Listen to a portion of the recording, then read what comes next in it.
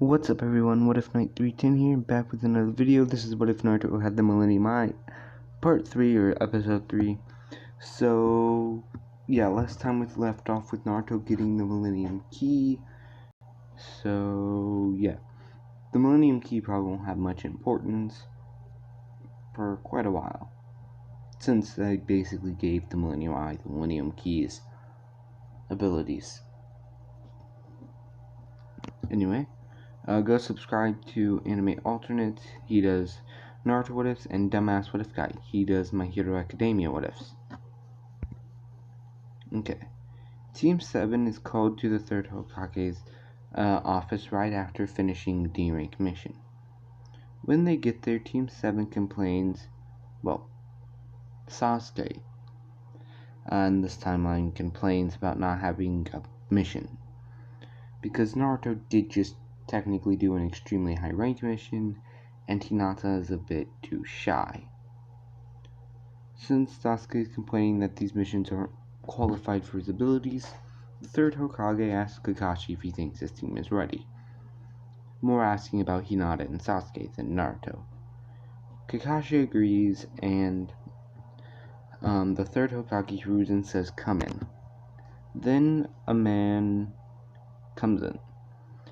The 3rd Hokage Hiruzen says, "This is Tazuna, a bridge builder. You are to guard him back to the land of waves. From bandits, stuff like that." Team 7, well, he goes to insult Naruto like he does in canon, but Naruto just stares at him. So the guy decides not to because this kid has a weird eye. Anyway, so he does still complain that he's getting protected by kids. The 3rd Hokage reassures him because of Kakashi, and they go. They meet up about an hour later with their stuff ready to leave the village. While they're walking, they run into 2 men, the Demon Brothers. Naruto takes on the older one, I think. Naruto uses a fireball jutsu and takes the guy out pretty quickly. Sasuke, seeing that Naruto took him out with one fireball jutsu, decides to do the same thing. Both of them wrapping up their fights quickly, but Naruto did get scratched. We're gonna say because they instantly targeted him. So Naruto does something similar to canon, how he sticks a kunai in the wound and removes the poison.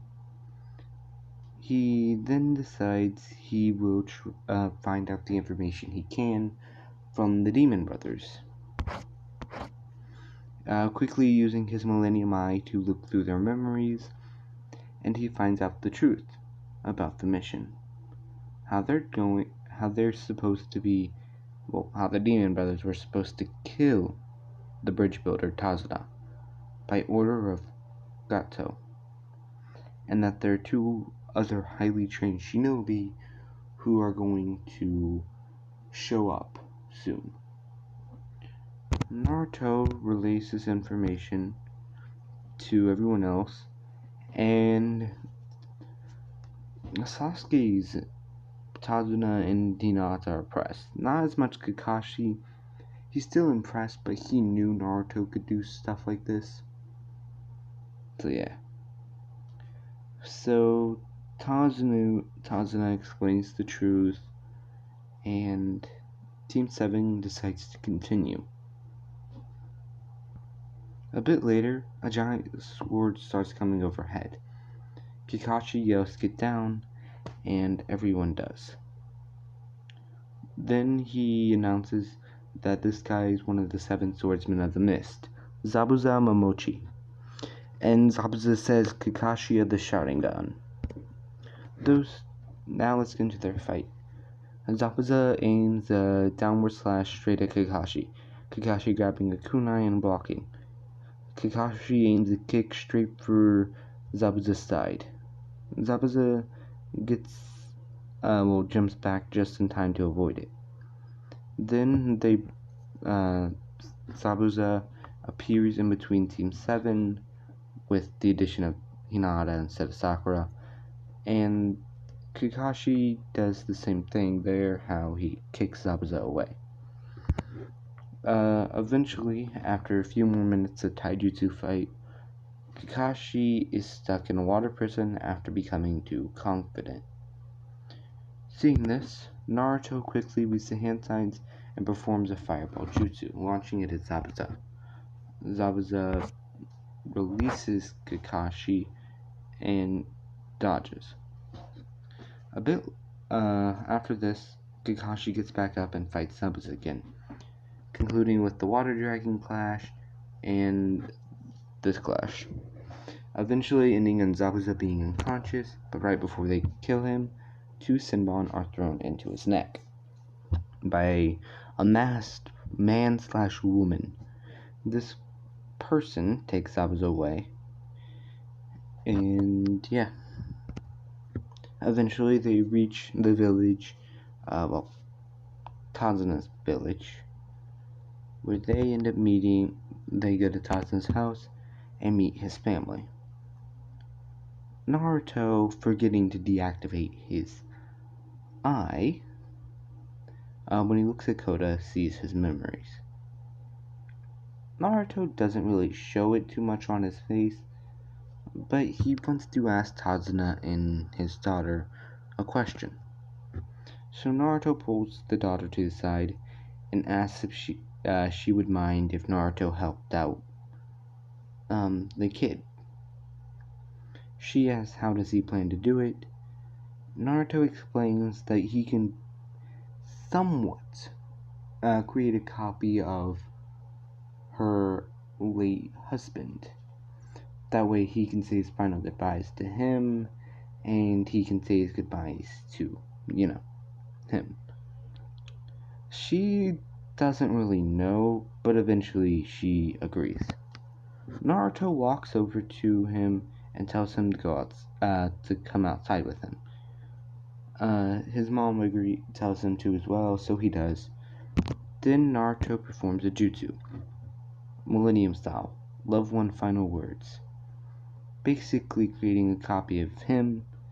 And because of this, why do I always forget his name? The kid gets to say his final goodbyes, effectively changing him a bit. But yeah.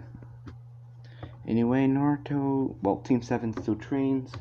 Naruto, already knowing tree walking and water walking, would go and train in the woods, eventually meeting Haku. Knowing who Haku was because of, Haku's, appearance, Naruto is on guard, but he doesn't try anything. Neither does Haku. So after Haku leaves, Naruto goes, tells Kakashi, and explains that he didn't make a move because he didn't know the enemy's abilities.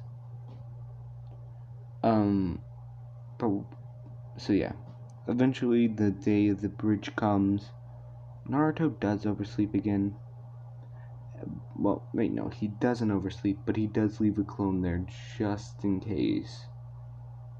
So then the bridge happens.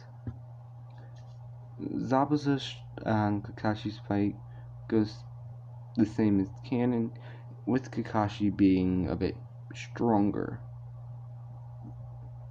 because of what Naruto said about the white fang of the leaf. Haku vs. Naruto. It will start with the basic hand-to-hand combat, Haku aiming a punch for Naruto, Naruto dodging, and kicking Haku in the side. Naruto would perform a fireball jutsu, and Haku would dodge it. Haku would throw 3 Senbon at Naruto. Naruto would deflect them all with his kunai. Then Naruto uses his Millennium Eye and looks at Haku's memories. He then performs Millennium style, loved one assassination, creating a copy of Haku's mother.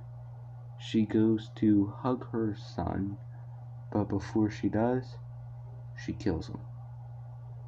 Because of this, Haku dies. Zabuza dies from Chidori to his heart, so there's no redemption.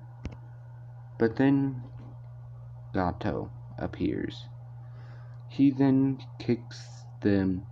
Naruto, although they didn't have to change of hearts, still is mad because they basically died for him.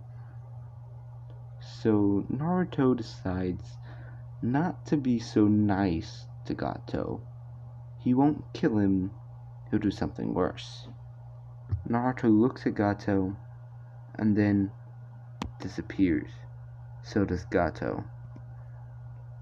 In a black void, Naruto tells Gato that they're going to play a game. If he cheats or loses, he gets punished. Same with Naruto. First, they must say the others. They'll ask 3 questions. First one is the other person's name. Naruto says Gato. Gato, not knowing Naruto's name. Actually, let's say somehow he overheard it. He would say Naruto. Next, Naruto asks. Naruto. The next question was favorite color. Gato not knowing, but takes a wild guess, saying orange. Naruto saying, let's say black's Gato's favorite color, since he's mostly wearing black clothing. But next is a question Gato can't answer. The name of his parents. Naruto, using his Millennium Eye, knows Gato's. Gato does not know Naruto's. So because of this, Gato loses the Shadow Game. Naruto puts his soul into a card. After this, Naruto gives him Gato to the villagers and explains how his soul was trapped in that card. If you rip the card, he'll die, but if you keep it how it is, he'll stay there for all of eternity. And then he passes out. To make the Millennium Eye a little more balanced, the Shadow Games takes a lot of chakra, like more than most S-rank jutsus would. And since Naruto doesn't really use Shadow Games because it's basically a fate worse than death, he doesn't really like it. But for people who he considers pure evil, he will use the Shadow Games. Which means Gato is basically stuck in a card for the rest of eternity. I hope you all enjoyed. Once again, go check out Anime Alternates and Dumbass What If Guy. I think that's the name. They both make amazing content, and I'll see you all next time.